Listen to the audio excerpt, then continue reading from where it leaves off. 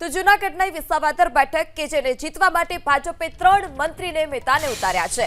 જગદીશ પંચાલ, રાઘવજી પટેલને ભાજપે ચૂંટણી મેદાનમાં ઉતાર્યા। હીરાભાઈ સોલંકી, કુંવરજી બાવળિયાને પણ જવાબદારી સોંપવામાં આવી છે। વિસાવદરમાં ભાજપ પાટીદાર આગેવાનને ચૂંટણી જંગમાં ઉતારે તેવી પણ શક્યતા। કોંગ્રેસ પણ પાટીદાર આગેવાન પર ઢોળી શકે છે પસંદગીનો કળશ। તો જગદીશ પંચાલ, રાઘવજી પટેલને ભાજપે ચૂંટણી મેદાનમાં ઉતાર્યા છે। મહત્વની જવાબદારી સોંપવામાં આવી। વધુ માહિતી સાથે સંવાદદાતા હિરેન રાજ્યગુરુ ફોનલાઈનથી જોડાઈ ચૂક્યા છે।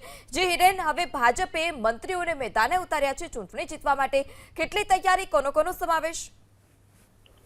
વિસાવદરની બેઠક છે એ ઘણા લાંબા સમયથી કાં તો કોંગ્રેસ પાસે રહી છે અને છેલ્લી વખતે આમ આદમી પાર્ટીની જીત ત્યાંથી થઈ હતી।